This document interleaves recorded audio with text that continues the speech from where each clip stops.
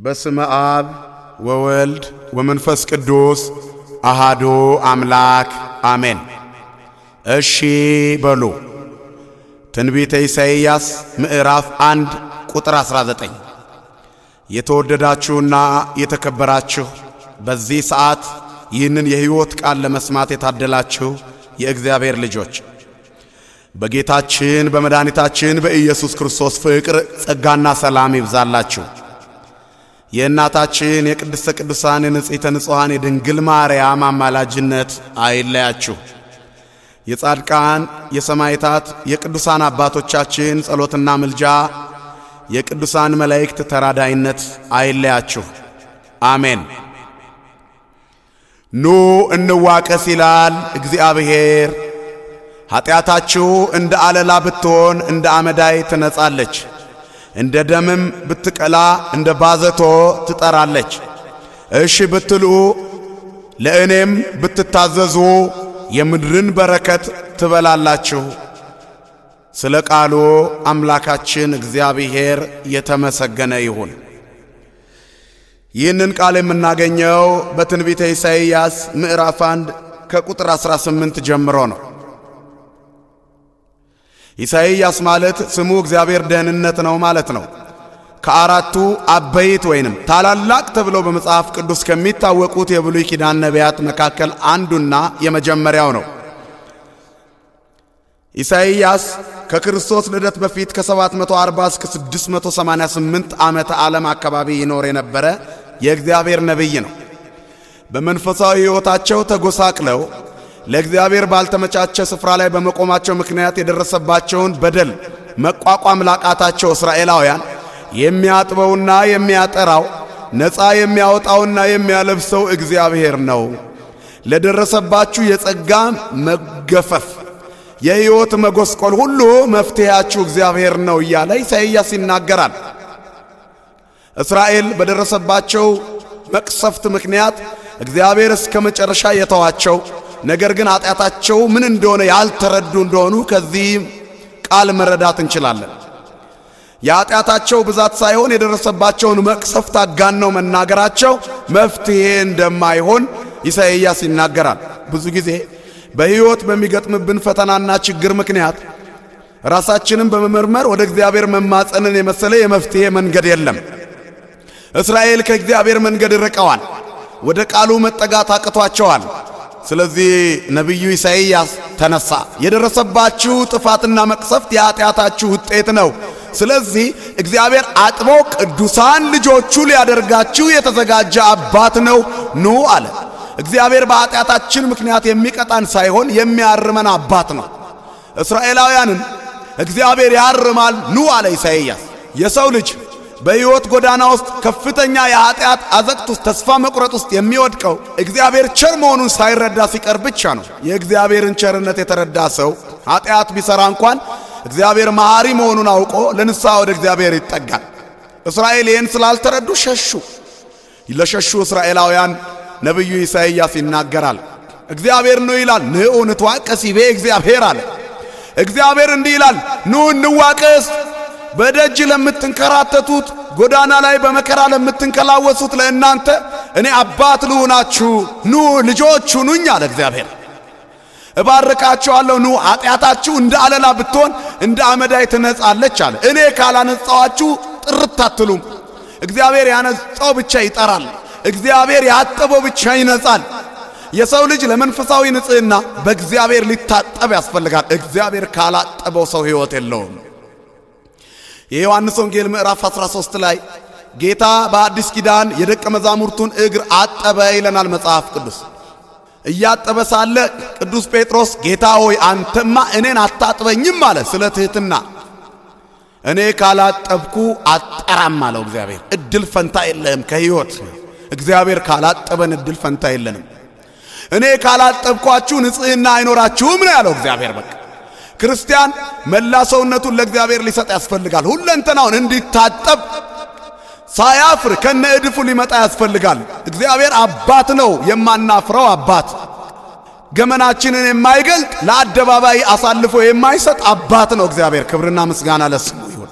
ያለ እግዚአብሔር መታጠብ እንደሌለ እግዚአብሔር ካላጠበን መጥራት እንደማንችል የተረዳው ቅዱስ ጴጥሮስ ጌታ ሆይ አንተ ታጥበኝ ዘንድ ግድ ከሆነማ እግሬን ብቻ አይደለም እጄንና ፊቴን መላ ሰውነቴን አለ። ክርስቲያን ይሄ ሊል ያስፈልጋል። እግዚአብሔር ሆይ መላ ሰውነቴን እጠበኝ። ቅዱስ ዳዊት እጠበኝ ከበረዶም ይልቅ ነጭ ሆናለሁ አለ መዝሙር 50 ላይ። በኃጢአት ጎስቁሎ ቆሽሾ አድፎ የእድፋምነት ስሜት ሲሰማው ምንድነው ያለው?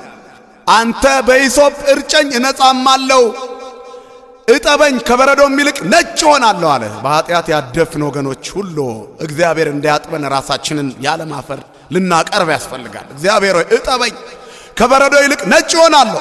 እስራኤል ከነ እድፋቸው ሲመላለሱ ኃጢአት አለብኝ ብላችሁ መሸሻችሁ ዋጋ የለውም፣ እግዚአብሔር ያጥባልና ቅረቡታ። በኃጢአታቸው ምክንያት ሰዎች ከተጸጸቱ ወደ እግዚአብሔር መቅረብ አለባቸው እንጂ መሸሽ የለባቸው። መሸሽማ የበለጠ ለኃጢአት ይዳርጋል።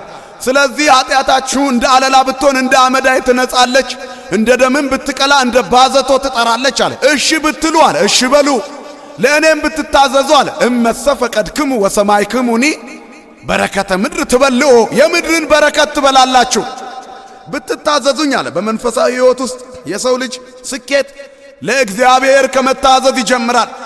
ለሕጉ ከመገዛት ይጀምራል። እሺ ማለት መታዘዝ፣ ራስን ለእግዚአብሔር አሳልፎ መስጠት፣ ሁለንተናን ለእግዚአብሔር መቀደስ ነው። እሺ ማለት ሁለንተናን ለእግዚአብሔር መስጠት ነው። ክርስትና ራስን በፈቃደኝነት ለእግዚአብሔር የሚያስገዙበት ሕይወት ነው። እግዚአብሔር በግዴታ የሚገዛ አይደለም፣ በፈቃደኝነት የሚመራን ቸር ነው እንጂ። የእግዚአብሔር አባትነቱ በግዴታ አይደለም፣ በፈቃደኝነት የተገለጠ አባትነት ነው። እግዚአብሔር ቸር አባታችን ነው ስንል በፈቃዳችን ውስጥ ይገዛናል፣ በሕጉ እንድንመራ ያደርገናል። ፈቃዳችን ለእርሱ መገዛት ከሆነ ይገዛናል። እግዚአብሔር ሲገዛን ጥሩ ልጆች እንሆናለን። እግዚአብሔር ሲመራን ጥሩ ተጓዦች እንሆናለን። እግዚአብሔር ሰውን በግዴታ ሳይሆን በፈቃደኝነት ይገዛል፣ የፍቅር አባት ስለሆነ። ራሳችንን ለእግዚአብሔር የምናስገዛው እግዚአብሔርን ስናውቀው ነው። ክርስቲያን እግዚአብሔርን ሊያውቅ ያስፈልጋል። ክርስትና እግዚአብሔርን ማወቅ ነው። ክርስትና እግዚአብሔርን ማወቅ፣ ማመን፣ መታዘዝ፣ መገዛትና መጽደቅ ነው። መጽደቅ ለሰማያዊ ርስት፣ ለማያልፍ፣ ለማያልቅ፣ ለማያረጅ የልጅነት በረከት መዘጋጀት ነው ክርስትና። ልባችንን ለእግዚአብሔር የምናስገዛው ሁለንተናችን በፍቅሩ ሲነካ ነው። ክርስቲያን ልቡ በእግዚአብሔር ፍቅር የተነካ ሊሆን ያስፈልጋል። እግዚአብሔር ያስተማረው የእግዚአብሔር ፍቅር ሁለንተናችንን ይማርካል። የእግዚአብሔር ፍቅር ሕሊናችንን ይገዛል። በእግዚአብሔር ፍቅር የሚጓዝ ሰው ልቡን ለእግዚአብሔር ይሰጣል። እግዚአብሔርም ከኑሮ ጽልመት፣ ከሕይወት ጭጋግ፣ ከሰብዕና ውድቀት ሊጠብቀን ሲሻ እሺ በሉኝ ሁለንተናችሁን ስጡኝ አለ። ልባችሁን ስጡኝ። እሺ ማለት ልብን መስጠት ነው ለእግዚአብሔር። ልጄ ሆይ ልብህን ስጠኝ ይላል መጽሐፈ ምሳሌ ምዕራፍ 23 ቁጥር 26። ልብን መስጠት ሁለንተናን ለእግዚአብሔር መስጠት ነዋ። ልብ የሰውነታችን መሪ ነው። ልብ በሰውነታችን ውስጥ ከአካል ክፍላችን ሁሉ በላይ ነው። ዓይን የሚያየው፣ እጅ የሚዳስሰው፣ ምላስ ቀምሶ ማረጋገጥ የሚችለው ልብ ሲኖር ብቻ ነው። ልብ ሳይኖር እነዚህ ሕዋሳቶች ሁሉ መንቀሳቀስ አይችሉም። አምስቱ የስሜት ሕዋሳቶቻችን በትክክል መስራት የሚችሉት ልብ ሲኖር ብቻ ነው። ልብ በሰውነታችን ክፍል የሕይወት መውጫ ነው ይላል መጽሐፍ ቅዱስ። ልብ የሕይወት መውጫ ነው። ምሳሌ 4 ቁጥር 18 ላይ የሕይወት ሁሉ መውጫ ልብ ነው ይላል። ልጄ ሆይ ልብህን ከክፉ ጠብቅ። ልብ የሰውነታችን መሪ ነው። ያለ ዓይን መኖር ይቻላል። ያለ እጅ መኖር ይቻላል። እግርም ተቆርጦ መኖር ይቻላል። እግር አልባ ብዙ ወገኖቻችን አሉና ዓይናቸው ማየት የማይችል ብዙ ወገኖቻችን አሉ። እነዚህ ሁሉ ልብ አላቸው። ያለ ልብ ግን መኖር አይቻልም። እግዚአብሔር መኖሪያን ስጠኝ አለ። ልብ በሰውነት ክፍል ውስጥ መሪ የሆነውን ስጠኝ አለ እግዚአብሔር። እኔ ልቆጣጠረው። ብቻህን ይዘኸው በረከት አላመጣህም መርገም እንጂ። እግዚአብሔር የሰው ልጅ ፈጥሮ በገነት ሲያኖረው ሙሉ ነፃነት ሰጥቶት ነበር። ነገር ግን ልቡ ወደ ኃጢአት ስላዘነበለ ተገፈፈ። ከዚህ በኋላ አለ ልብህን ስጠኝ። ልብ የሰውነት ሞተር ነው፣ የሕይወት መሰረት ነው። አየርና ምግብን በደም አማካይነት በሰውነታችን ከራስ ፀጉራችን እስከ እግር ጥፍራችን ድረስ የሚያሰራጭ አካል ዋናው ጄኔሬተር ነው ለሰው ልጅ ህልውና። ልብ ሞተር ነው፣ የህይወት ሞተር። ሳይንሱም ይሄን ይነግረናል። ከሰውነታችን ክፍል ውስጥ እረፍት የሌለው የአካል ክፍላችን ልብ ነው ይላል ጌታ። እርሱን ስጡኝ አለ። አይናችሁን ስጡኝ አላለም ፍትሐዊ አባት። ማየት የተሳናቸው ወገኖቻችን አሉና የሚሰጡት እንዳያጡ። እጃችሁን ስጡኝ አላለም እግዚአብሔር፣ እጅ የሌላቸው አሉ። ልባችሁን ስጡኝ እኔ ልምራው አለ። ሕይወትን ለእግዚአብሔር በመስጠት ነው የተትረፈረፈ በረከት የሚገኘው። የማያርፈውን የአካል ክፍላችሁን ስጡኝና እኔ ኃይል ልሆናችሁ አለ እግዚአብሔር። ልብን ከሰጠ ሰው ሁለንተናውን ሰጠ። ልብ ሰጥቶ ማልመጥ የለም። እጅ ሰጥቶ ማልመጥ ይኖራል። አይን ብቻ ሰጥቶ ማልመጥ ይኖራል። ልብ ሰጥቶ ማልመጥ የለም። ልብ የሰውነታችን ዋና ክፍል ነው። አይናችን ሲደክም ይከደናል። ሌሎች የሰውነታችን ክፍሎች ሕዋሳቶቻችን ደክመው እረፍት ይፈልጋሉ። ልባችን ግን እረፍት አይፈልግም፣ አያርፍም። ልብ ካረፈ ሰውየው ከዚህ ዓለም በሞት ተለየ። ስለዚህ የህልውናችሁ ዋናውን ሞተሩን ስጡኝ አለ እግዚአብሔር። እኔ ልምራችሁ። ልባቸውን ለእግዚአብሔር ባለመስጠት የተመሰቃቀለ ጎዳና ላይ ለቆሙ እስራኤላውያን እግዚአብሔር ልባችሁን ስላልሰጣችሁኝ ነው የተመታችሁት፣ በመቅሰፍት በችግር የተደቆሳችሁት፣ በረሃብ አለንጋ የምትገረፉት፣ ጦርነቱ በሽታው ያጠቃችሁ ልባችሁን ለእኔ ስላልሰጣችሁ ነው አለ እግዚአብሔር። ዛሬም አገር በሰላም የምትተዳደረው ሰዎች ልባቸውን ለእግዚአብሔር ሲሰጡ ነው። ከትንሽ እስከ ትልቅ፣ ከልሂቅ እስከ ደቂቅ ሰው ሁለንተናውን ለእግዚአብሔር በመስጠት የተትረፈረፈ በረከት ሊያገኝ ይገባዋል። ሕይወትን ለእግዚአብሔር በመስጠት ነው ሰው የሚባረከው። እንድትባረኩ ልባችሁን ስጡኝ አለ እግዚአብሔር። በቃ ካላችሁበት የኑሮ አዘቅት ውስጥ ስቤ የማወጣችሁ ልባችሁን ስትሰጡኝ ነው። ልጄ ሆይ ልብህን ስጠኝ። ልብ ከተሰጠ መሪው እግዚአብሔር ይሆናል። እግዚአብሔር ሲመራን እንቅፋት አይመታንም። እግዚአብሔር ሲመራን አንሰናከልም። እግዚአብሔር ሲመራን አንሰበርም። እግዚአብሔር ሲመራን አንታመምም። እግዚአብሔር ሲመራን አንደናበርም፣ አንደነቃቀፍም። እግዚአብሔር መሪያችን ነው። ጨለማ በእርሱ ዘንድ የማይጨልምበት ጌታ በድቅድቅ ጨለማ ውስጥ የሚደነቅ የብርሃን መንገድ ይከፍትልናል። ለእግዚአብሔር የታዘዘች ነፍስ በጨለማ ውስጥ በብርሃን ትጓዛለች። እግዚአብሔር ሁል ጊዜ ይመራል ይላል መጽሐፍ። እግዚአብሔር ሁል ጊዜ ይመራል። ነፍስህንም በመልካም ነገሮች ያጠግባል፣ አጥንቶችህንም ያጠናል። አንተም እንደሚጠጣ ገነት፣ ውሃውም እንደማያቋርጥ ፈሳሽ ትሆናለህ። እግዚአብሔር ይመራሃል አለ። ይመራሃል እግዚአብሔር፣ አትደናቀፍም ማለት። ነፍስህን በመልካም ነገሮች ያጠግባል። እግዚአብሔር መርቶት የተራበ የለም። እግዚአብሔር እየመራው የተጓዘውን የምድረ በዳውን ሕዝብ አላያችሁም? መች ራበው? አጣው ሲል ከሰማይ መና፣ ተጠማው ሲል ከደረቅ ድንጋይ ላይ ቀዝቃዛ ውሃ ይጠጣ ነበር። የእግዚአብሔር ስምዖን በተትረፈረፈ በረከት እንድንጓዝ ያደርገናል። ወገኖች ራሳቸውን ለእግዚአብሔር በሰጡ ጊዜ አልተራቡም። የእግዚአብሔር ሕዝቦች በበረሃ ውስጥ ቀዝቃዛ ውሃ ጠጡ። እግዚአብሔር ካንተ ጋር ካለ በኑሮ በረሃ ውስጥ አትጠማም። እግዚአብሔር ካንተ ጋር ካለ በመኝታ ውስጥ መልካም እንቅልፍ አለ።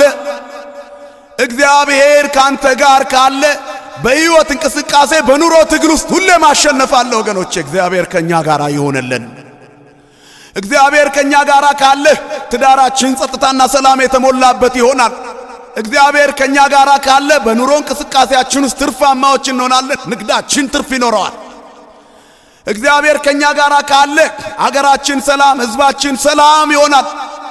በአመራር ላይ ካሉ ሰዎች ጀምሮ በተገዥነት ያለው ሕዝብ ሁሉ መጀመሪያ ራሱን ለእግዚአብሔር ይስጥ። እግዚአብሔር አንተ ምራን። በዙፋን ላይ የተቀመጡ የሀገር መሪዎች እኔ መራለሁ ብለው ሲጀምሩ ነው የጠመንጃ አፈሙዝ መታየት የሚጀምረው። እግዚአብሔር ይመራል ካሉ አገር በበረከት ሕዝብ በታዛዥነት ይጓዛል። ለእግዚአብሔር የተገዙ ሊሆኑ ያስፈልጋል፣ ከመሪዎች ጀምሮ እስከ ተመሪ ድረስ። እግዚአብሔር ከሌለ የሚቆራቆር ዙፋን ላይ ነው መንግስት የሚቀመጠው። እግዚአብሔር ከሌለ የእያንዳንዱ ሰው ጉዞ ስቃይና መከራ፣ ፈተና፣ እንግልት የበዛበት ነው። እግዚአብሔር ይምራ። እግዚአብሔርን እሺ በሉ። ምራኝ፣ መንገዱን አሳየኝ፣ ብቻዬን ሄጄ እንቅፋት በዛብኝ በሉት። እግዚአብሔር ይምራችሁ አለ። እግዚአብሔር ሲመራችሁ ነፍሳችሁን በመልካም ነገር ያጠግባል፣ አጥንቶቻችሁንም ያጠናል አለ። አጥንቶችህንም ያጠናል። ህመም አይኖርብህም። ጤነኛ ነህ። እግዚአብሔር ሲመራህ እግዚአብሔር ሆይ ምራኝ ብለህ ልብህን ስትሰጠው እሺ ስትለው ህመም አይኖርብህም። ጤነኛ ነህ። በመኝታ ላይ ፈውስ አለ። በእያንዳንዱ ጉዞ ውስጥ እግዚአብሔር ካንተ ጋር አለ። አንተም እንደሚጠጣ ገነት ውሃውም እንደማያቋርጥ ፈሳሽ ትሆናለህ። የማያቋርጥ ፈሳሽ ትሆናለህ። ያይ ሁሉ የመንገድ ላይ መሪ፣ ሰባራውን አዳሽ፣ ጠጋኝ ትባላለህ ነው የሚለው። እግዚአብሔር ሲመራ እግዚአብሔር የባረከው ቤት ሌሎችን ያስተምራል። እዩት፣ እግዚአብሔር የባረከው ትዳር ይባላል እኮ። ትዳራቸውን ለእግዚአብሔር የሰጡ ሰዎች በጸጥታና ሰላም ሲኖሩ ሕይወታቸው ወደ ክርስትና የሚስብ ትምህርት ቤት ይሆናል። እግዚአብሔርን የሚፈሩ ነገሥታት አገራቸው በሰላም ስትሆን፣ በሰላም በጸጥታ ስትኖር ሕይወታቸው እግዚአብሔርን የሚፈሩ ነገሥታት አገራቸው ሰላም ናት ይባላል። እግዚአብሔር ያለበት አገር ይባላል። እግዚአብሔር ያለበት ሕይወት በየጊዜው መንፈሳዊ ለውጥ፣ ስጋዊ ብርታት ሲገኝበት፣ ሲታደስ፣ ብልጽግና ዕውቀት ሲጨመርበት እዩት፣ እግዚአብሔርን የሚፈራ ሰው ይባላል። ስለዚህ ነጋዴው በንግዱ፣ ወታደሩ በጥበቃው፣ ሰራተኛ በስራው፣ ገበሬው በእርሻው ውስጥ ሁሉ የእግዚአብሔርን ቃል ገንዘብ ሊያደርግ ያስፈልጋል። እግዚአብሔርን እየሰማ ሊጓዝ ያስፈልጋል። ያኔ እግዚአብሔር የማንከስርበት ትርፋችን፣ የማንወድቅበት ኃይላችን፣ የማንሰበርበት ብርታታችን፣ የማንሞትበት ትንሣኤያችን ይሆናል። ክብርና ምስጋና ለስሙ ይሆን። ብትታዘዙኝ ባርካችኋለሁ ብሏል ደግ አባት። እሺ ብትሉ አለ በረከተ ምድር ትበልዑ፣ የምድርን በረከት ትበላላችሁ። እሺ ያሉ ሁሉ በልተዋል የምድርን በረከት። የመከራ ኑሯቸው የስቃይ ፋይላቸው ተዘግቷል ለእግዚአብሔር እሺ ያሉ ሰዎች። የሉቃስ ወንጌል ምዕራፍ 5 ላይ አንድ ደስ የሚል ታሪክ እናያለን። ለእግዚአብሔር ታዞ የመከራው ሌሊት በጥቂት ደቂቃዎች ውስጥ በሚደነቅ በረከት የተሞላለት ሰው ወደ ሐዋርያነት ከመጠራት በፊት ስሙ ስምዖን ነበር። ስምዖን ኋላ ጊዜ ጴጥሮስ አለት የተባለ የመንግሥተ ሰማያት ቁልፍ የተሰጠው ሐዋርያ። የድሮ ኑሮው አሳስጋሪ ነበር። ጴጥሮስ ሌሊቱን ሙሉ ለፋ፣ ደከመ፣ አልቀናውም። እግዚአብሔር ሳይኖር ለፍተን አናገኝም። ብቻውን ደከመ። የባህሩ ነገር አንድ ቀን ሲገኝ አንድ ቀን ሲጠፋ፣ አንዳንድ ቀን አሳ ሲኖር ቢሆንም ሞልቶለት አያውቅም። በሕይወቱ አግኝቶ የማያውቀውን በረከት ለማግኘት ጴጥሮስ ጋር እግዚአብሔር መጣ። እግዚአብሔር እኛ ቤት ይምጣ። እግዚአብሔር ወደ ንግዳችን ይምጣልን። እግዚአብሔር እንደ ሳማ በሚለበልብ ትዳር ውስጥ ላለነው ወደ ትዳራችን ይምጣልን። አይተን የማናውቀው ልዩ ሰላም፣ የሚያረካ ጸጥታ እናገኛለን። እግዚአብሔር ወደ ትምህርታችን ይምጣልን። ዕውቀታችን እሱን የሚያከብር ይሆናል። እግዚአብሔር ወደ ሥራችን ይምጣልን። የምንረካበት ፍሬያማዎች እንሆናለን። የስኬት ጎዳናዎችን ለመመራት እግዚአብሔር ይምጣልን። የባህሩ ነገር አንዴ ሲሟላ አንዴ ሲጎድል፣ ያ ቀን ደግሞ የከፋ ቀን ነበር። ምንም አላገኘም። ሌሊቱን ሙሉ ለፍቷል። ውርጩ፣ ንፋሱ፣ ብርዱ ተፈራርቆበታል። ከናፍሮቹ ደርቀዋል። አሳስጋሪው ስምዖን ምንም አላገኘም። ግን መረቡን ማጠብ ጀመረ። አጥቶ መረቡን ማጠብ ሲጀምር ኢየሱስ ክርስቶስ መጣ። መረባችንን ስናጥብ ይመጣል። ታንኳችን እሱ እንዲቀመጥባት የተፈቀደ ከሆነ በእኛ። ስምዖን ሆይ ሕዝቡ ተሰብስቧል፣ አስተምርበት ጀልባህን። ስምዖን ሆይ አንድ ጊዜ ጀልባህን ፍቀድልኝ፣ ተቀምጬ ላስተምርባት አለ እውነተኛው ጌታ። የደከመው ጴጥሮስ አልተነጫነጨም። ደክሞኛል እባክህ መረቤን ልጠብበት አላለም። እንዴት ነው በንግድ እንቅስቃሴያችን ወይንም ቀኑ ለኛ ክፉ ከሆነ ጥሩ ገጠመኝ ካላገኘን ፊታችንን የሚያጨፈግግ ሁኔታዎች ገጥመውን ከሆነ ለሚመጡት ሰላማዊ ሰዎች እንኳን ጥሩ መልስ አንመልስም እኮ። ክርስቲያን ግን በየቀኑ ፊቱ የፈካ መሆን አለበት። የደረሰበት ችግር ሕማሙን ፊቱ ላይ እንዲታይበት ማድረግ የለበትም። ክርስቲያን አምላክ አለ ከእርሱ ጋር። ክርስቲያን በተለያዩ ነገሮች ወዲያው የሚጠቃ አይደለም። በማግኘትም የሚኮፈስ አይደለም። በማጣትም ቶሎ የሚጎዳ አይደለም። በሁሉም ጉዞ ውስጥ እግዚአብሔር ያለለት ሰው ነው እኮ ክርስቲያን። እኛ ቁሳዊ ነገሮች እየመሩን መንፈሳዊውን ዓለም ረሳ ነው። እግዚአብሔር ይምራን ሁላችንን ወገኖች። እግዚአብሔር ካልመራን ሕይወት የለንም። እግዚአብሔር ካልመራን በረከት የለንም። እሱ ከመራን ግን ነፍሳችን በመልካም ነገሮች ትጠግባለች አይደል ያለው ኢሳይያስ 58:11 እግዚአብሔር ይመራሃል አለ። በቃ እሱ ይመራናል። ይምራን መድኃኔዓለም። እሱ ከመራን ነው የምንትረፈረፈው። አሁን ጴጥሮስን ሊመራው መጣ። አሳ ያላገኘው ምስኪን ሰው መረቡን ማጠብ ትቶ እሺ ብሎ ጌታውን ፈቀደና ጀልባውን እየቀዘፈ ከፍ አደረጋት። ከዚያ ጌታ ሕዝቡን አስተማረ። እውነተኛው አባት ከሕይወት ቃል ሕዝቡን አጠገበ። አሳ አልባ የሆነችውን የስምዖንንም ጀልባ ተመለከታት። ከዛ የጀልባዋን ባለቤት ደጉን ሰው ስምዖንን አየው። እሺ ብሏላ። እሺ ብትሉ የምድርን በረከት ትወርሳላችሁ ነው። ደክሞኛል፣ አሁን የኔን ጀልባ አትጠይቀኝ፣ የሌሎቹን አስተምርበት አላለ። ባዶዋ ላይ ነው። አሳ ያለበትን ጀልባ አልመረጠም ጌታ፣ ባዶውን ጀልባ መረጠ። ባዶ ጎጆአችንን ይፈልገዋል እግዚአብሔር። ክፈቱና ፍቀዱለት። ችግር ያደቀቀውን ጎጆአችንን፣ ፍትህ ያጣውን ጎጆአችንን፣ ገንዘብ ገብቶበት ጤና ያጣውን ጎጆአችንን እግዚአብሔር ይፈልገዋል። ሀብት ስናገኝ ጤና አጣን፣ እንቅልፍ አጣን፣ እግዚአብሔርን ግባ በሉታ። በሰላም እንተኛለን እግዚአብሔር ከኛ ጋር ካለ። በክንዱ የሚያሳድር ደግ አባት እግዚአብሔር ብቻ ነው። በሰላም ሄጄ በሰላም ተኛለሁ የምንለው እግዚአብሔርን ስንይዘው ብቻ ነው። እግዚአብሔር ካልተያዘ ሌሊቱ በቅዠት ነው። እግዚአብሔር ካልተያዘ ሀብቱ ራሱ ቅዠት ነው። እግዚአብሔር ካልተያዘ ዕውቀቱ ራሱ እብደት ነው። እግዚአብሔር ካልተያዘ ንግዱ ራሱ ኪሳራ ነው። እግዚአብሔር ይያዝ መጀመሪያ። ታንኳችሁን ለእግዚአብሔር ፍቀዱ። ጀልባውን ፈቀደለት። አስተምርበት በኔ ጀልባ ጌታ ሆይ፣ ደክሞኛል ግን አንተ ስላዘዝከኝ እሺ አላ። ጌታ ሆይ ጀልባዬን አንተ ታስተምርበት ዘንድ ፈቅጃለሁ፣ ታዝዣለሁ። እሺ እሺ ብትሉ ትባረካላችሁ ነው። ፈቀደ ጀልባውን። የደከመው ጴጥሮስ ጀልባውን እየቀዘፈ ጌታው እንዲያስተምርበት ፈቀደ። አሁን አሳ አልባ የሆነችውን የጴጥሮስን ጀልባ አያት። እኔማ ገብቼ ሳልሰጥ አልመለስም አለ። እግዚአብሔር በዓለም ምርት ላይ አይደለም የሚሰራው፣ በባዶነት የሚሰራ አባት ነው። የቃና ዘገሊላውን ውሃ ወደ ወይን ሲለውጥ አላያችሁም? በእመቤታችን የምልጃ ጥያቄ ጋኖቹን እጠቡና አንጠፍጥፉ ነው ያለው። በቃ በሰው ጥንስስ ላይ አይሰራም የኛ ጌታ፣ በሰው ጥንስስ ላይ አይጠምቅም። አሁንም የጴጥሮስ ጀልባ አንድ ፍሬ አሳም የለባት፣ ባዶ ናት። ባዶነትን የሚሞላ አባት መጣ፣ ያለቀውን ነገር የሚቀጥል። እስከ ዛሬ ድረስ በሕይወት መሰናክል በኑሮ ትግል ውስጥ ብዙ ስቃዮችን አሳልፈናል። የማይነጋ መስሎን ኑሯችንን ሌሊት ብለን ስም ሰጥተነዋል። አሁን ግን የንጋት በረከት ብለን ለመስጠት እንድንችል ለእግዚአብሔር ትዳራችንን እንፍቀድ፣ ኑሯችንን እንፍቀድ፣ ሕይወታችንን የዕለት ተዕለት እንቅስቃሴያችንን ለእግዚአብሔር እንፍቀድ። የተትረፈረፈ በረከት የማያልቅ ጸጋ ይሰጠናል። ክብርና ምስጋና ለስሙ ይሁን አባታችን። ካስተማረ በኋላ የጴጥሮስ ጀልባ ላይ ጀልባን የፈቀድክልኝ ጴጥሮስ፣ እኔ ገብቼበት ሳታገኝ አትወጣም፣ ወደ ጥልቁ ፈቀቅ በልና መረብህን ጣል አለ። አውቃለሁ አላለም ጴጥሮስ። ያዘዘው መምህሩ ነው። ግን ሌሊቱን ሙሉ ደክሟል ጴጥሮስ። መምህሩ ቢያዘውም አገኛለሁ ብሎ አላሰበም። ግን አንድ ነገር ተናገረ። ኦ ሊቅ ሰራይነ ኩላ ሌሊተ ወአልቦ ዘአሐዝና።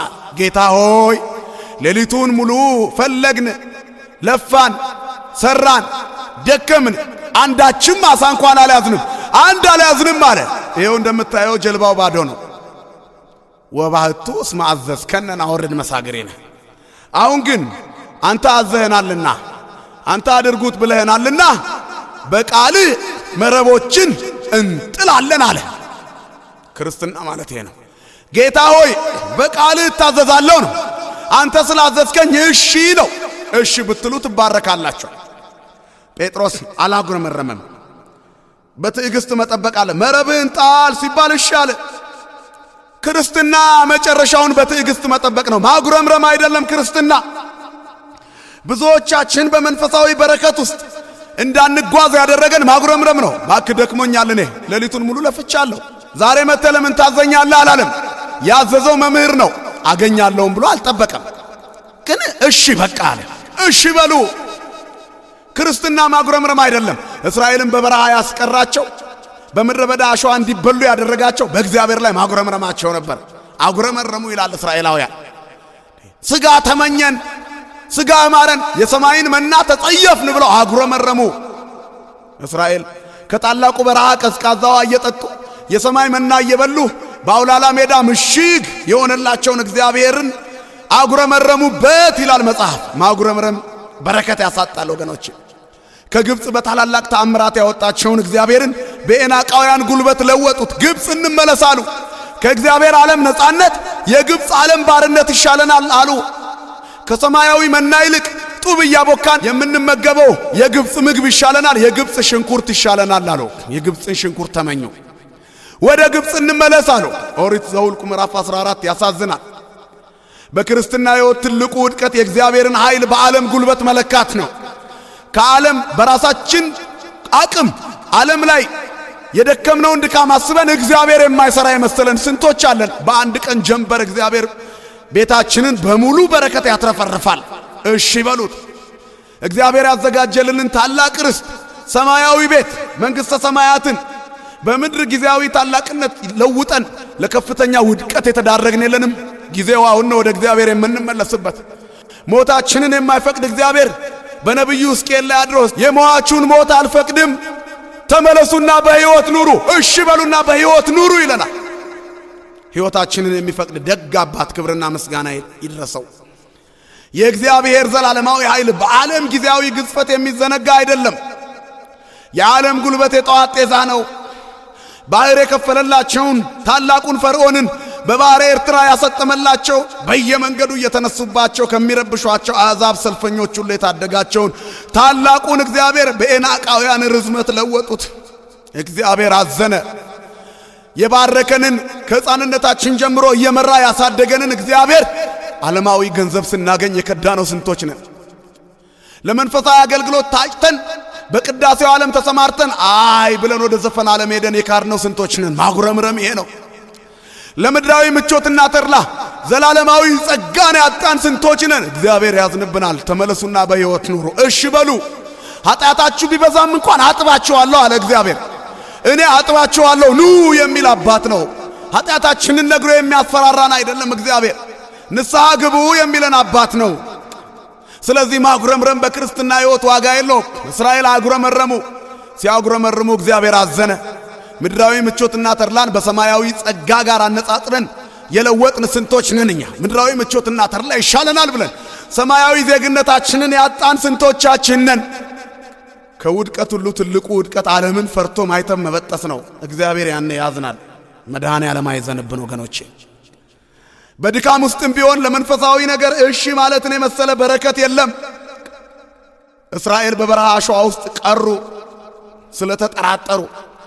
በእግዚአብሔር መና ለዓለም ስለተገዙ፣ ጣዖት ስላመለኩ እግዚአብሔር ቀጣቸው። የዓለም ሁኔታ ክርስትናችንን ጥያቄ ምልክት ውስጥ ያስገባብን ዛሬ ስንቶቻችን ነን ወገኖቼ? ክርስትና ዓለምን መርሳት ነው። ክርስትና በዓለም ላይ ሲኖሩ ዓለምን መርሳት፣ ዓለምን አለመውደድ። ዓለምን አትውደዱ ነው የሚለው መጽሐፍ። ዝሙትን አትውደዱ ማለት ነው። ለዝሙት እምቢ በሉ፣ ለድንግልናው እሺ በሉ፣ ለዘፈኑ እምቢ በሉ፣ ለመዝሙሩ እሺ በሉ፣ ትባረካላችሁ። ለመንፈሳዊ አገልግሎት ለክብር ተልእኮ ታጠቁና ተነሱ። ጴጥሮስ አላጉረመረመም። ለእግዚአብሔር እሺ አለ። ደክሞታል። ዓለም ብታደክመንም የኑሮ ጉስቁልና ቢያደክመንም ኧረ ለእግዚአብሔር እሺ በሉ፣ ትባረካላችሁ። ወባህቱስ ማዘዝከነ ናወርድ መሳግሪነ። የማይታማውን ሰጪ እግዚአብሔርን አሳ ቢኖርም ባይኖርም እሺ ብል ይሻለኛል አለ ጴጥሮስ። እሺ አለ። ይገኛል ብሎ አልጠበቀም። ጥቂት እንደቀዘፈ መረቡ እስኪቀደድ ድረስ ይላል። በትልልቅ ዓሣዎች እግዚአብሔር ሞላለት ይላል። ክብርና ምስጋና ለስሙ ይሁን። እኛም ቤት የተአምር ይደረጋል። እሺ ካልነው ጴጥሮስ ጀልባውን እንደፈቀደ ኑሯችንን፣ ትዳራችንን፣ ንግዳችንን፣ ዕውቀታችንን፣ ሥራዎችንን ሁሉ ለእግዚአብሔር ከፈቀድን እግዚአብሔር ይባርከናል። እግዚአብሔር ያለበት ሕይወት በስኬት የተሞላ ነው። ውስጣችን በብዙ ጥርጣሬ ስለታጠረ የእግዚአብሔርን በረከት ሳንቀምስ ብዙ ዘመናትን አሳለፈን። አሁን ግን ለእግዚአብሔር እሺ በሉ ወገኖች። ጴጥሮስ አሁን አመነ። ጌታ ሆይ አለ። በትልልቅ ዓሣዎች መረቡ ሲሞላ ሲቀደድ መረቡ አየ። ከጎን ታንኳ ይዘው የሚሞክሩትን ዓሣ አጥማጅ ባልንጀሮቹን አየ። ታንኳችሁን ወደዚህ አምጡ። እስከ ዛሬ ድረስ በጥሩ ዓሣ አስጋሪነቴ እንኳን አግኝቼ አላውቅም። ይሄንን ተሳካልኝ ባልኩት ቀን እንኳን አንዱ ጀልባ ሞልቶ አያውቅም። ዛሬ ግን 2 ጀልባ የሚሞላ ዓሣ ተገኝቷል። ጀልባችሁን አውሱኝ አለ። እግዚአብሔር ሲሰጥ የኛ መሶብ ሞልቶ ከጎረቤት መሶብ እንዋሳለን መቀበያ። እግዚአብሔር ሲሰጥ የኛ ማሰሮ በዘይት ሞልቶ ሌላ ማድጋዎችን ሌላ ማሰሮዎችን እንጠይቃለን ከጎረቤት። እግዚአብሔር ሲሰጥ ስጦታውን የዓለም ትሪ ችሎ አይቀበለውም። የዓለም መሶብ ችሎ አይቀበለውም። እግዚአብሔር ሲሰጥ ትበላላችሁ አለ። ረሃብ አያውቃችሁም ማለት ነው። የማንራብበት ጥጋባችን፣ የማንጠቅማበት እርካታችን እግዚአብሔር ብቻ ነው። ከሰማነው የሚያሳርፈን እርካታችን፣ እረፍታችን። የሚሰማን ግን በእርጋታ ይቀመጣል። ከመከራ ስጋት ሁሉ ያርፋል ይላል ምሳሌ 1 ቁጥር 33 ላይ። የሚሰማኝ ያርፋል በእርጋታ ይቀመጣል አለ ጴጥሮስ። ሰማው እግዚአብሔርን ሞላለት። በሁለት ጀልባ ሙሉ አሳ ከሞላ በኋላ ወደ ጌታው ዞረና ህድገኒ እግዚኦ ወሁርምኔ እስመ ብእሲ ኃጥአና፣ አቤቱ ጌታ ሆይ ተወኝ፣ ከእኔ ሂድ፣ እኔ ኃጢአተኛ ነኝ፣ በደለኛ ነኝ። አዎ የባህሩን ውስጥ አሳ ያየ የልቤን ኃጢአት ያይና ያጠፋኛል አለ።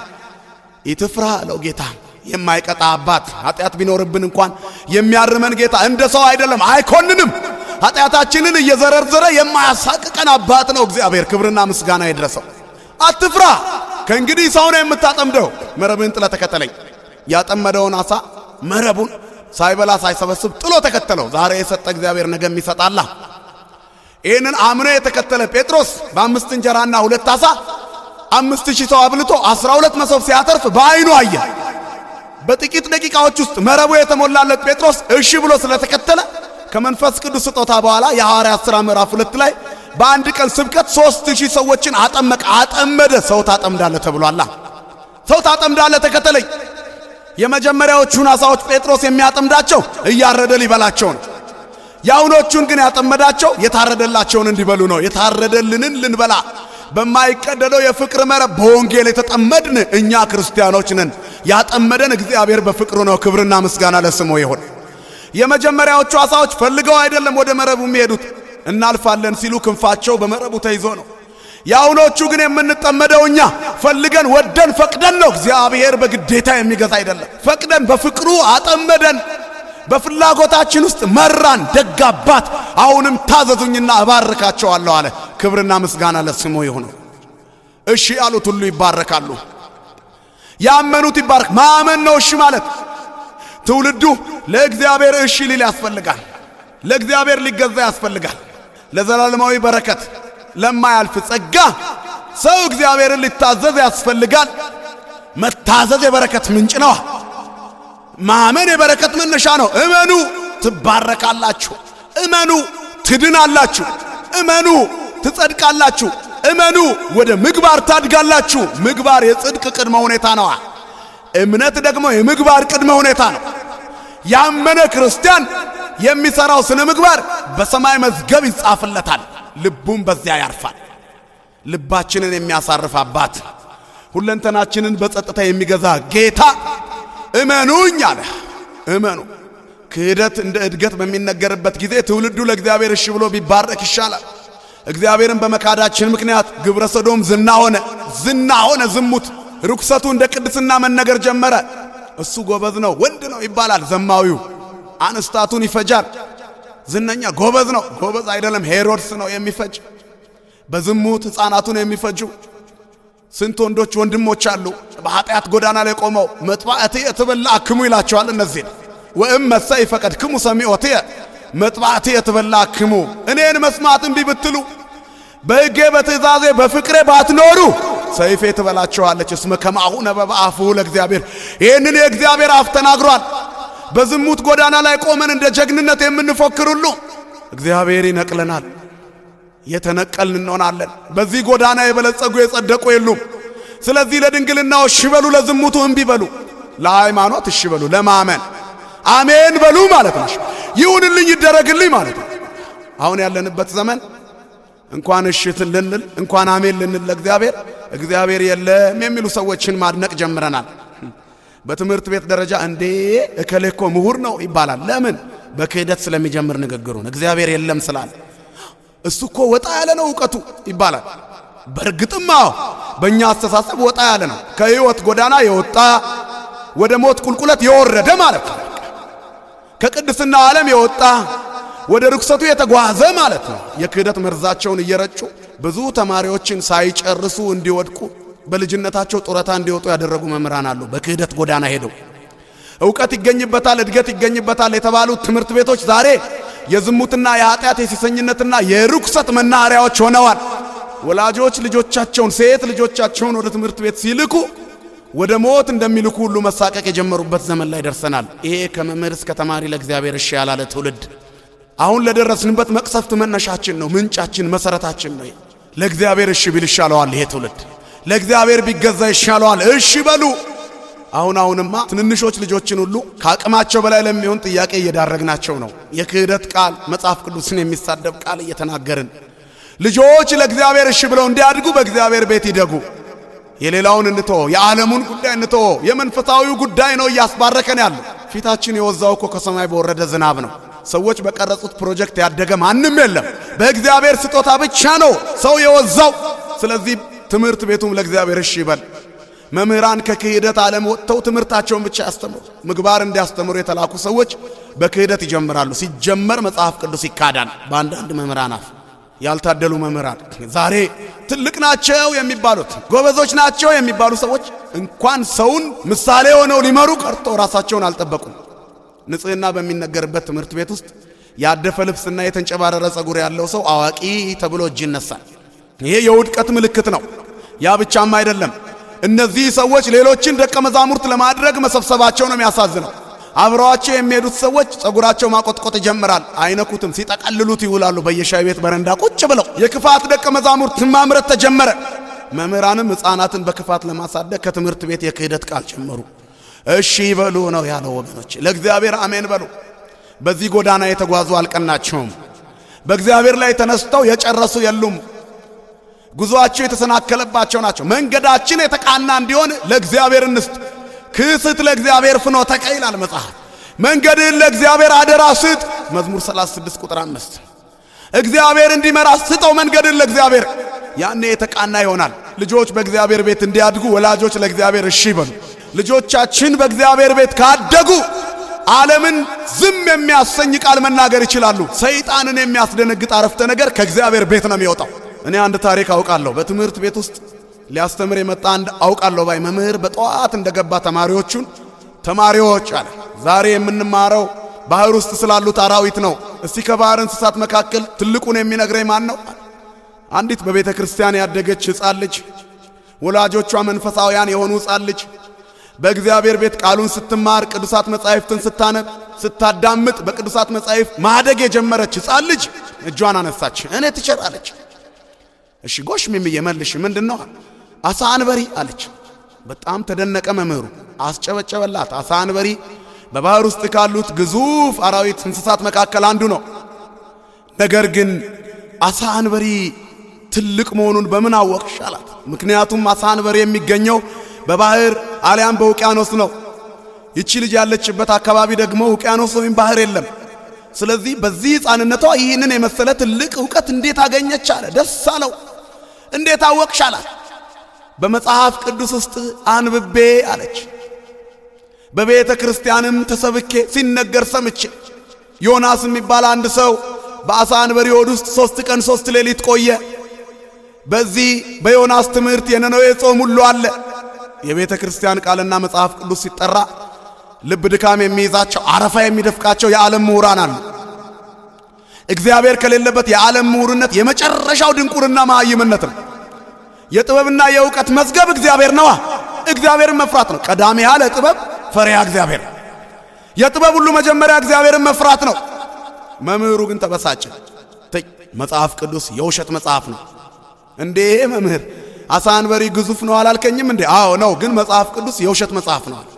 እረ የእውነት መጽሐፍ ነው። እግዚአብሔር የሚባል የለማ፣ ይሄ ቄሶቹ ዝም ብለው የፈጠሩት ነው አለ። ልጅቷ ደነገጠች። የምታከብረው መምህር የቀለም አባቷ ከሕይወት ጎዳና ወጥቶ ራቁቱን ሲቆም አየችው። በእግዚአብሔር መንገድ ላይ ሆና። በእግዚአብሔር መንገድ ላይ ከቆምን፣ ለእግዚአብሔር በመታዘዝ ከቆምን እግዚአብሔርን የማያውቁት ሰዎች ሁሉ እርቃናቸውን ይታዩናል። የኛ ግን ኃጢአት ቢኖርብን እንኳን ገመናችን በፍቅሩ ይሸፈናል። ደግ አባት ነው እግዚአብሔር፣ ስሙ የተመሰገነ ይሁን። የመምህሯን ውድቀት ያለበትን የሞት ጎዳና አይታ አዘነች ልጅቷ። እንዴ መምህር፣ ይህንን እኮ እኔ ብቻ አይደለሁም አለች። ካንተም ሁሉ የሚበልጡ ትልልቅ አባቶች እኮ አምነውበታል። ዶክተሮችና ፕሮፌሰሮች ሁሉ ሰግደውለታል ለዚህ አምላክ። እንዴት የለም ትላለክ? ስላልገባቸው ነው አላት። እንዴ መጽሐፍ ቅዱስ ውስጥ ብዙ ትልልቅ የሕይወት ቃል አለ። አይ እኔ መጽሐፍ ቅዱስ አላውቅም። ደግሞ አሳ አንበሪ ግዙፍ ነው። ግዙፍ ቢሆንም ሰው መዋጥ አይችልም። ውሸት ነው አላት። እንዴ ዮናስ አሳ አንበሪ ሆድ ውስጥ ሆኖ የጸለየው ጸሎት፣ ወደ እግዚአብሔር ያቀረበው ያሰማው ጩኸት ሁሉ መጽሐፍ ቅዱስ ውስጥ እኮ አለ አለችው። የታየሽ? ዮናስ ሲናገር ሰምተሻል? ውሸት ነው። ልጅቷ ምንም አላለችም። መምህር አለችው። አቤት አለ። አሳ አንበሪ ግን ግዙፍ ነው አይደል አለችው። አዎ በቃ ወደ ትምህርት ቀጥል፣ ሌላው የኔ ነው እምነቴ ነው። አመንሻል? አላመንኩም፣ እኔ ሃይማኖቴ ሌላ ነው፣ አንተ የምታስተምረኝ ትምህርት ነው። አሳ አንበሪ የባህር ግዙፍ ነው፣ በቃ ቀጥሎ ሌላም የባህር እንስሳ ካለ ንገረን። ተበሳጨ። አንዲት ፍሬ ሕፃን ልጅ ይህን ስትናገር እንዴ ቆይ ሚሚዬ አላት መለስ ብሎ፣ እንዴ ዮናስ አለ እንዴ እናንተ ቤተ ክርስቲያን አለ? በመንፈስ አለ አለ። አግኝተሽ ታናግሪዋለሽ? አይ ይሄ እኮ ጥንታዊ ታሪክ ነው፣ ቅዱሳን ሞት ሕይወታቸው ነው ይላል። ስለዚህ በመንፈስ አለኛ ቤተ ክርስቲያን። መንፈስ የሚለውን ነገር እኔ አላውቅም፣ ዮናስን ካገኘሽው ንገሪኝና እኔም መጥቼ ጠይቀዋለሁ አምናለሁ አላት። አሰበችና ዮናስ በሰማይ ነው ያለው አለችው። እኔም ወደ ሰማይ ሲሄድ ሁላችንም እንሞታለን። ወደ ሰማይ ሲሄድ በአሳ አንበሪ ሆድ ውስጥ እንዴት 3 ቀን እንደቆየ ጠይቀዋለሁ፣ ያኔ ይነግረኛል አለችው። በሰማይ ስትሄጂ ትጠይቀዋለሽ? አዎ እምነቴ ነው፣ ጠይቀዋለሁ። ይሄ ምድር ለጊዜው የምኖርበት እንጂ ለዘላለም የሚያኖረኝ አይደለም። ስለዚህ እጄ ጠይቀዋለሁ አለች። ያቺ አንድ ፍሬ ሕፃን ልጅ ስለ እግዚአብሔር መናገር ጀመረች። ማፈ ደቂቆ ሕፃናት አስተዳለው ከስብሃተ ከሕፃናትና ጡት ከሚጠቡ ሰዎች አፍ ለራስ ምስጋናን፣ እምነትን፣ ሃይማኖትን፣ መንፈሳዊ ጥንካሬን አዘጋጀ ይላል መዝሙረኛው ዳዊት። መዝሙረ ዳዊት መዝሙር 8 ላይ እግዚአብሔር ከሕፃናትና ከሚጠቡ አፍ የእምነት ምስጋና ዝማሬን ይቀበላል። ሁሉን ማድረግ የሚችል ካህሌ ኩሉ ክብርና ምስጋና ለስሙ ይሁን። መምህሩ በዚህ አላቆመም፣ ክህደቱን ቀጠለበት። በመንግሥተ ሰማያት ከሌለስ ሚሚዬ ምናልባት ዮናስ በሲኦል ወይም በገሃነመ እሳት ከሆነስ ያለው? በዛማ ከሆነ አንተ ትጠይቀዋለህ ብለው አረፈች። ሃይማኖት የሌለው ሕይወት የለውማ። ስላላመንክ የሚጠብቅ ገሃነመ እሳት ነው ማለቷ። የእግዚአብሔር ሰዎች ሆነን ስናድግ፣ ለእግዚአብሔር ታዘን በፍቅሩ ተማርከን ተነክተን ስናድግ፣ በቃሉ ሕይወታችን ተዳሰ ስናድግ የሰይጣንን ፍላጻ እንመልሳለን። የክህደት ንግግሮችን በማስደንገጥ ዝም እናሰኛለን። የሚክዱ የውሸት አንደበቶችን እንዘጋለን። እግዚአብሔር ከኛ ጋር ካለ በዚህች ሕፃን ላይ እግዚአብሔር ነበረ። ዛሬም በየቤታችን ባሉት ሕፃናት ታናናሾቻችን አፍ ሁሉ እግዚአብሔር ይናገር። እግዚአብሔር በሁላችን ቤት ለዘላለም ይገኝልን ወገኖቼ። እግዚአብሔር እኛ ቤት ካለ በእምነት እንጓዛለን። ጴጥሮስ በእምነት ተጓዘ፣ እሺ አለ። ጀልባው በአሳ የተሞላለት፣ መረቡ እስኪቀደድ አሳ የተሞላለት ጴጥሮስ በረከቱ እስከ መንፈስ ቅዱስ ስጦታ ድረስ ቀጠለ። ጻድቅ እንደ ንጋት ብርሃን ነው ይላል። ሙሉ ቀን እስከሚሆን ድረስ እየተጨመረ ይበራል ይላል። ከአሳ አጥማጅነት ወደ ሰው አጥማጅነት ያድጋል ማለት ነው። ከትንሽ ወደ ትልቅ ያድጋል፣ ወደ ብዙ ያድጋል፣ ይሰፋል። እግዚአብሔርን የያዘ ያድጋል። ይዘነው እንድናድግ እግዚአብሔር ያግዘን ወገኖች። ሙሉ ቀን እየተጨመረ ድረስ እስክንበራ እንደ ንጋት ብርሃን እስክናድግ እግዚአብሔር ሁላችንንም ያሳድገን። መጽሐፈ ምሳሌ ምዕራፍ 4 ቁጥር 13። ጻድቅ ግን እንደ ንጋት ብርሃን ነው ይላል መንገዱ። ሙሉ ቀን እስከሚሆን ድረስ እየተጨመረ ይነጋል። በልጅነታችን ከኛ ጋር ያለ አባት ከሕፃንነታችን ጀምሮ የመራንን በእምነት እንከተለው። ከልጅነቴ ጀምሮ እየመራ ያሳደከኝ አንተነ እንዳንተ ያለ ማን ነው እንበለው እግዚአብሔርን። መኑ ይመስለከ ምና አማልክት እግዚኦ እንበል። ጌታ ሆይ ከአማልክት መካከል እንዳንተ ያለ ማን ነው? በማህፀን ሰራህን፣ አንተ ፈጠርከን፣ ስለወደድከን አሳደግከን፣ ልጅ አድርገህ አከበርከን። አሁንም በመንፈስ ቅዱስ የምትመራን አባት አንተ ነህ። ትዳራችን ላንተ ይሁን፣ ንግዳችን ላንተ፣ ስራችን ላንተ፣ እንቅስቃሴያችን፣ ንግግራችን፣ ሁለንተናዊ ማንነታችን ያንተ ይሁን። ልባችንን ሰጥተናል፣ አንተን የሚመስል የለም እንበለው። ታላቁ አባት እርሱ ነው፣ ስሙ ለዘላለም የተመሰገነ ይሁን። በመንፈሳዊ ሕይወት ውስጥ እሺ ብሎ መታዘዝ ሰውን ያሳድገዋል። እምቢ ያልን ሰዎች ካለን ዛሬ እሺ እንበል። እሺ ብሎ ለመዳን ምን ላድርግ ያለ ሰው አለ። የሐዋርያት ሥራ ምዕራፍ 16 ቁጥር 16 ላይ በጸሎት ሰዓትም የሟርተኝነት መንፈስ ያለባት ሴት እነ ቅዱስ ጳውሎስን ሲሰብኩ ረበሸቻቸው ይላል መጽሐፍ። ቅዱስ ጳውሎስም ዞር ብሎ አየና እሷን ረፍት የነሳትን እነሱንም እንዳያገለግሉ የከለከላቸውን ርኩሱን መንፈስ ከዛች ሴት ላይ አስወገደ። ሕመምን ነቅሎ የሚያስወግደውን ጌታ ይዟልና ቅዱሱ የእግዚአብሔር ሰው። ቅዱሳን አባቶቻችን የእግዚአብሔር ተአምር መገለጫዎች ናቸው። ሐዋርያው ቅዱስ ጳውሎስ በጌታ በኢየሱስ ክርስቶስ ስም አንተ ርኩስ መንፈስ ከዚህ ሴት ውጣና ልቧን አሳርፋት አለው። ሰይጣኑ ከላይዋ ላይ ለቀቀ። አጋንንቱ ሁሉ ለቀዋት ሄዱ ነው የሚለው። ይህቺ ሴት ትንቢት እየተናገረች ነገ እንዲደረጋል እያለች እንደ ነቢይ የምትቆጠር የአጋንንት መንፈስ ያለባት ሴት ነበረች። የነ ቅዱስ ጳውሎስንም ሐዋርያነት ተረድታ እየለፈለፈች ትረብሽ ነበር። ሰይጣኑን ከላይዋ ላይ ያስወገደላት እግዚአብሔር ርኩሱን መንፈስ ከኛ ላይ ያስወግድ፣ ክፉ አስተሳሰባችንን ያርቅልን፣ እግሮቻችንን ወደ መቅደሱ ያፍጥንልን። የኛ ጌታ መድኃኔዓለም የሞተልን አባት፣ ለኛ የሚጠነቀቅ ፍቅር የሚያስብልን ጌታ፣ የማይተወን አጋዥ እግዚአብሔር እርሱ ከኛ ጋር ይሆን። ወገኖቼ እሱ ከኛ ጋር ካለ ማን ይቃወመናል? የዓለምን ተቃውሞ ሁሉ ዞር ማድረግ የምንችለው እግዚአብሔር ከኛ ጋር ሲኖር ነው። ይሰራላ፣ ተናግሮ አያስቀርም። እሰጣለሁ ካለ ይሰጣል። ለጴጥሮስ ሰጣለሁ አለው፣ ሰጠው።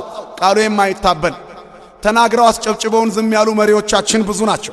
የዚህ ዓለም ሰዎች ተናግረው ያስጨበጭባሉ፣ ከዛ በኋላ ይረሳሉ፣ ቃላቸውን አያከብሩትም። አብዛኛውን ጊዜ ሳያስጨበጭብ የሚሰራ የተናገረውን የማያስቀር እግዚአብሔር ብቻ ነው። ስሙ የተመሰገነ ይሁን። በጎዳናችን ላይ ሁሉ ያለብንን እሾህ የሚነቅልልን የዚችን ሴት እሾህ በቅዱሳኑ አባቶቻችን ላይ አድሮ ነቀለላት።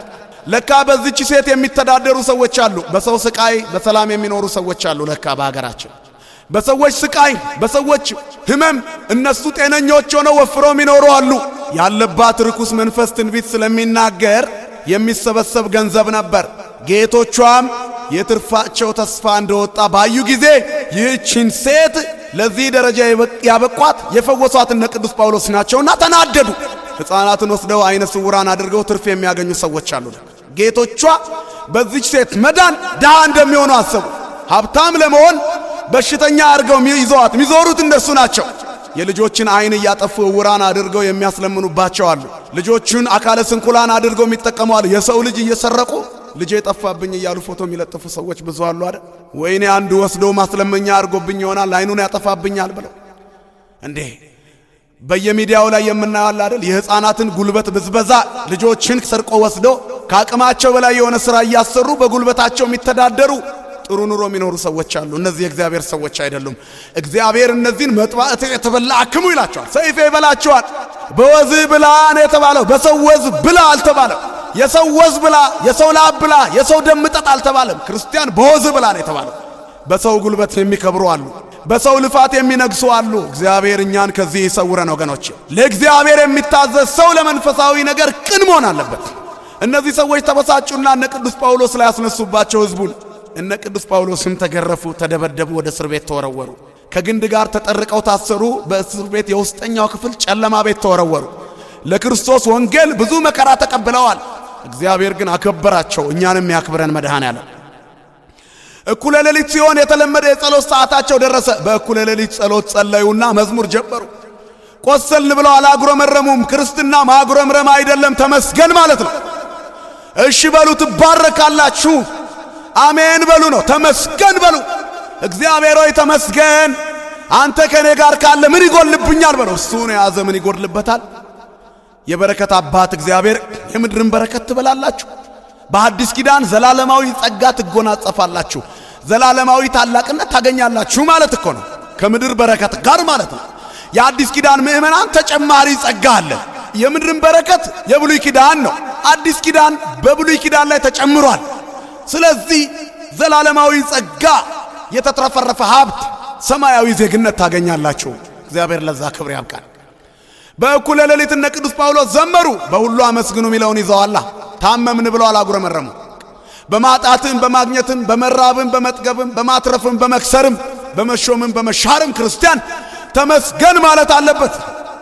ምድራዊ የኑሮ መፈራረቅ ክርስቲያንን የሚማርበት ትምህርት ቤቱ እንጂ የሚማረርበት ሕይወቱ ሊሆን አይገባም። እግዚአብሔር ሊያስተምረኝ ነው በዚህ ጎዳና ያስጓዘኝ ብሎ ተመስገን ማለት አለበት። እየዘመሩ እያለ የዝማሬው ኃይል ከላይ መላእክትን ላካ። የዝማሬው ኃይል ሰንሰለቱን በጣጠሰው፣ የወይኑን በር ከፈተው። ወታደሩ ሲባንን በሮች ተበርግደዋል። ሁሉም እስረኞቹ ጠፍተዋል። የሚፈለጉ ወንጀለኞች አሉ። ያመለጠ እስረኛ ካለ ወይኔ ልጆቼ፣ ትዳሬ፣ ቤተሰቤ ከዚህ በኋላ ወይኒ ቤት መሆኔ ነው መወርወሬ ነው። ስለዚህ እስር ቤት በመመላለስ ሲንከራተቱ ወታደር ሲገፈትራቸው በአይነ ህሊናው ተመለከተ ቤተሰቦቹን። እኔማ መታሰር የለብኝም ራሴን ላጥፋ ብሎ ሰይፉን መዘዘ። ክርስቲያን ከሚታየው ጀርባ የማይታየውን ያያላ። ቅዱስ ጳውሎስ ከውስጥ አየው የወይኒ ቤቱን ወታደር። ይደርስብኛል ብሎ በሚያስበው ስጋት ራሱን ሊያጠፋ ሰይፍ ሲመዝ ቅዱስ ጳውሎስ ሰይፍ ተስፋ አይሆንም፣ ሰይፍህን ጣል፣ በሰይፍ ረፍት የለም ቅጣት ነው ያለዋል። ሁላችንም በዚህ ያለን የጠፋ እስረኛ የለም። አንድ እስረኛ አላመለጠም። እስር ቤት ተከፍቶ የነ ቅዱስ ጳውሎስ ዝማሬ እስረኞቹን እስረኛ መሆናቸውን አስረሳቸው። ያለንበትን የችግር ህይወት የሚያስረሳን የቤተ ክርስቲያን ዝማሬ ነው። ለዝማሬው እሺ እንበል፣ ለቅዳሴው እሺ እንበል፣ ለንስሐው እሺ፣ ስጋው ደሙ ለመቀበል እሺ። ያኔ ቋንቋችን የሰማይ ይሆናል። ታስረን እንኳን ትዝ አይለንም። ስንዘምር ህመማችን ይጠፋል። ደነገጠ ፖሊሱ። ሰንሰለታቸው ተፈቶ ክፍት እስር ቤት ሆኖ የማያመልጡ ምን አይነት እስረኞች ናቸው? እነ ቅዱስ ጳውሎስ ጋር እየሮጠ ገባ መብራት ይዞ። እድን ዘንድ ምን ማድረግ ይገባኛል? ሰንሰለቴን በእምነት በጥስ ዘንድ ምን ማድረግ ይገባኛል? እኔ በጉቦ ታስሬያለሁ፣ በወንጀል ታስሬያለሁ፣ በኃጢአት ታስሬያለሁ። እንድፈታ ምን ማድረግ ይገባኛል አለ። እሺ በላሉታ እመን ማለት ነው።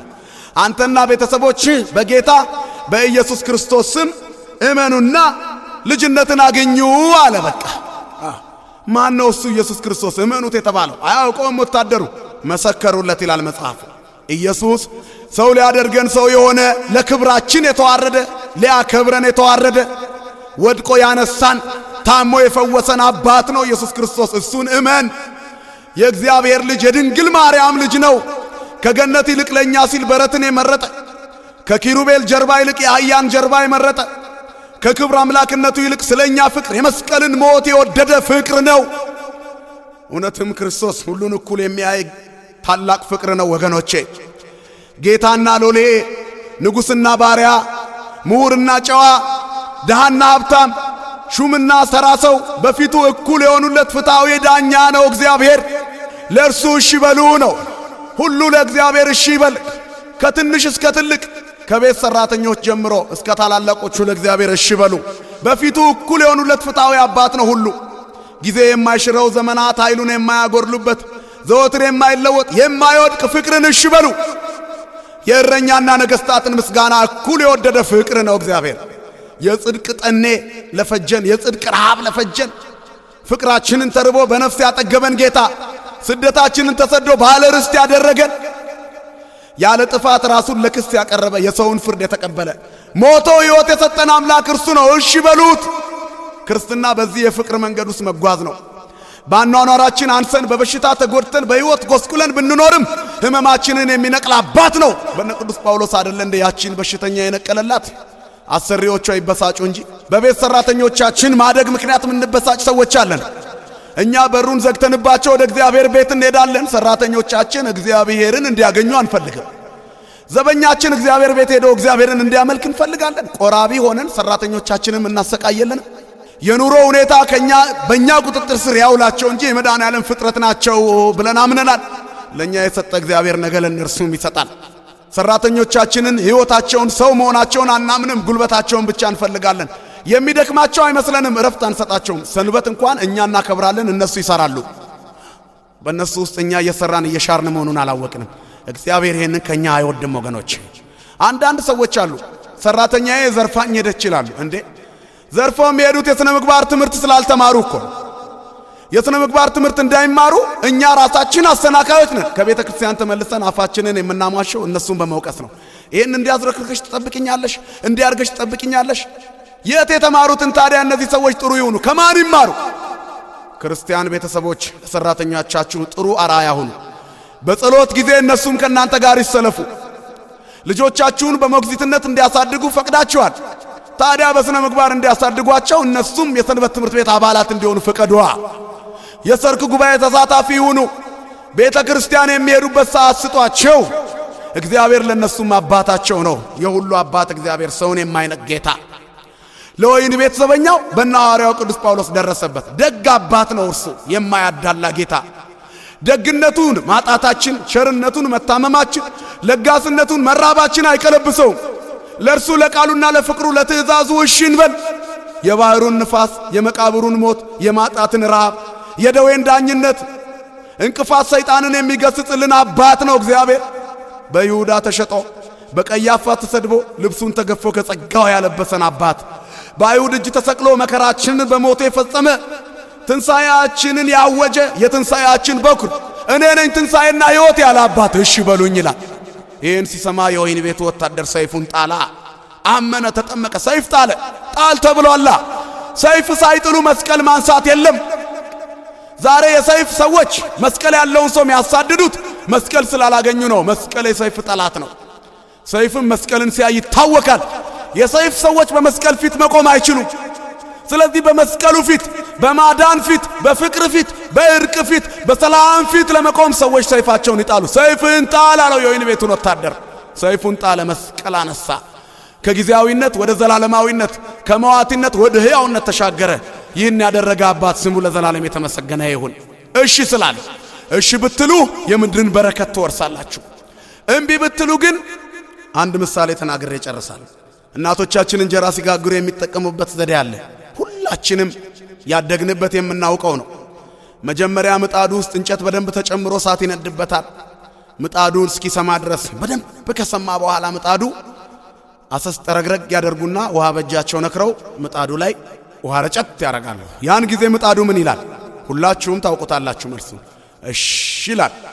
እሺ ማለቱ ነው። ምጣዱ ሰምቻለሁ፣ ያነደዳችሁብኝን እሳት ተቀብያለሁ፣ ስለዚህ አበስላለሁኝ። እሺ ያልታደለው ምጣድስ? ያ እሺ ያለው ምጣድ ይጋገርበታል፣ ቆንጆ እንጀራ ይወጣል። በሰፌድ ወርወር አርጎ ማውጣት ብቻ ነው። እንጨት የጨረሰ አንዳንድ ያልታደለ ለጋሚ ምጣድ አለ፣ ልግመኛ ምጣድ። ቢጨምሩበት አልቀበል ይላል። ከጋገሩበት በኋላ እንጀራውን አለቅ ይላል። በቢላዋ ይፈቀፈቃል። ወእመሰ ይፈቀድክሙ ሰሚዖቴ ምጥባቴ ትበላክሙ። እኔን መስማት እምቢ ብትሉ ሰይፍ ይበላችኋል። ክርስቲያኖች በእግዚአብሔር ቃል እሳትነት በስለው የሚያበስሉ፣ ድነው የሚያድኑ፣ አግኝተው የሚሰጡ፣ የሚያስገኙ ናቸው። ስለዚህ ተባርከን የበረከት ምንጭ እንደ ምጣዱ ሰምቻለሁ ማለት እንድንችል መድኃኔ ዓለም ክርስቶስ ሁላችንንም ያግዘን፣ የሰማነውን በልቦናችን ያሳድርብን። አገራችን ሰማይን እናታችን ድንግል ማርያምን የምንናፍቅ እኛ ኦርቶዶክሳውያን ክርስቲያኖች እዚህ ይህን ቃል ለመስማት እንደታደል በሰማይ ያለውን ዝማሬ ለመስማት እንድንበቃ የአብ ጸጋ፣ የወልድ ፍቅር፣ የመንፈስ ቅዱስ ኅብረት፣ የድንግል ማርያም ጸሎትና ምልጃ፣ የቅዱሳን መላእክት ጥበቃ፣ የአበው ጸሎትና አማላጅነት አይለየን። አሜን።